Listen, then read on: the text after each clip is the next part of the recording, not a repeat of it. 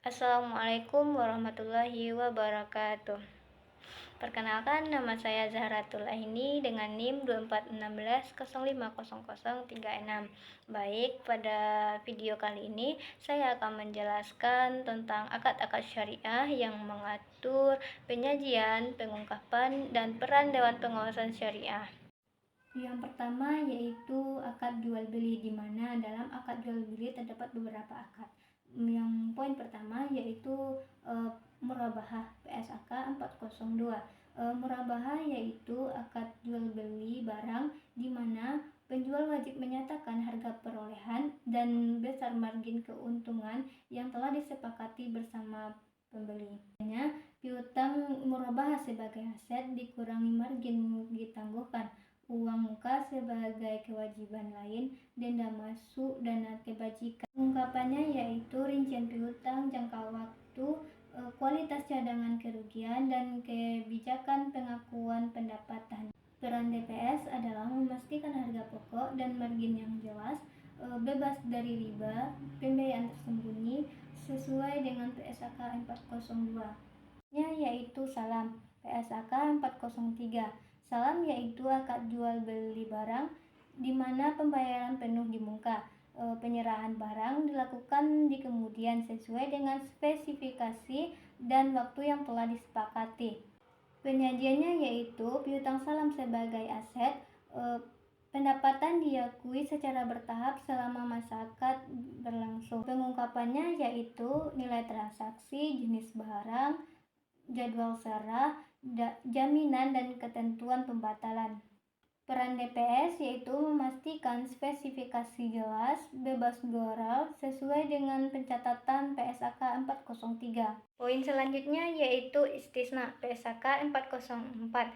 Istisna yaitu pesanan barang yang harus dibuat atau dikerjakan terlebih dahulu.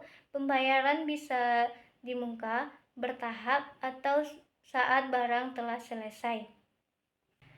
Penyajiannya yaitu tagihan istisna sebagai aset pendapatan diakui sesuai tingkat penyelesaian atau saat barang telah selesai. Pengungkapannya yaitu nilai kontrak, tahap penyelesaian, jadwal penyerahan, dan syarat pembatalan.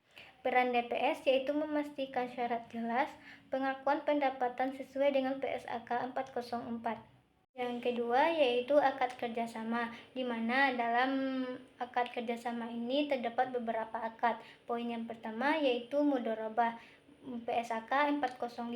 Mudharabah yaitu akad kerjasama pemilik modal yaitu sahibul mal menyediakan seluruh modal. Pengelola yaitu mudharib menjalankan usahanya. Laba dibagi sesuai nisbah, kerugian ditanggung oleh pemilik modal kecuali ada kelalaian si pengelola.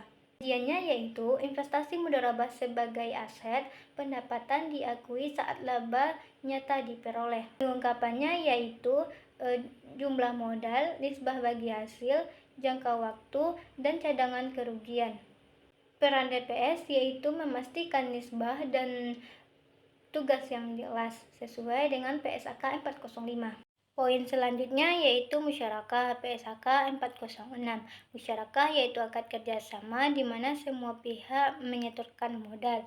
Laba dibagi sesuai kesepakatan, kerugian ditanggung proporsional porsi modal, yaitu penyertaan dana sebagai aset, porsi yang berkurang dicatat sebagai pengurang penyertaan. Pengungkapannya yaitu nilai modal masing-masing pihak, jenis usaha, nisbah, dan jangka waktu. Peran DPS yaitu memastikan modal halal dan bagi hasil yang adil sesuai dengan PSAK 406. Yang ketiga yaitu akad sewa, di mana dalam akad sewa ini terdapat beberapa akad. Poin yang pertama yaitu ijarah PSAK 407. Ijarah yaitu akad sewa manfaat barang atau jasa dalam jangka waktu yang telah ditentukan dengan imbalan yang telah disepakati. Ada bentuk ijarah muntahiyah bitamlik, yaitu berakhir menjadi milik pribadi. Penyajiannya yaitu aset sewa sebagai aset tetap, pendapatan sewa diakui merata selama masa sewa. Pengungkapannya yaitu jenis dan nilai aset, masa sewa, syarat perpanjangan atau pengalihan hak milik. DPS yaitu memastikan objek sewa yang halal, nilai yang wajar sesuai dengan PSAK 407. Yang keempat yaitu akad tabarua, di mana dalam akad tabarua ini terdapat beberapa akad. Poin yang pertama yaitu wadiah, PSAK 409. Wadiah yaitu akad penitipan amanah. Penerima penitipan boleh memanfaatkan seizin pemilik, boleh memberikan bonus sukarela, tidak boleh menjanjikan imbalan yang tetap. Penyajiannya yaitu simpanan wadiah sebagai kewajiban, bonus sebagai beban operasional. Pengungkapannya yaitu jumlah simpanan, jenis wadiah, syarat penarikan, dan kebijakan bonus. Peran DPS yaitu memastikan murni titipan bebas dari riba sesuai dengan PSAK 409. Poin selanjutnya yaitu takaful. PSAK 408.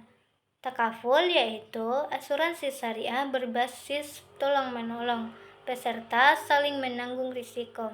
Yaitu kewajiban teknis dan dana peserta disajikan terpisah.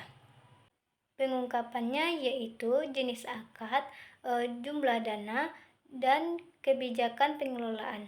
Peran DPS yaitu memastikan bebas dari gharar, riba, maisir sesuai dengan PSAK 408. Poin selanjutnya yaitu wakaf. PSAK 412. Wakaf yaitu menyerahkan harta untuk dimanfaatkan secara abadi demi kepentingan umum. Dianya, aset wakaf dicatat terpisah dari aset pengelola.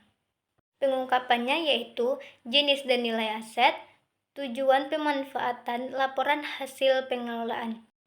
Peran DPS yaitu memastikan pengelolaan sesuai syariah dan PSAK 412.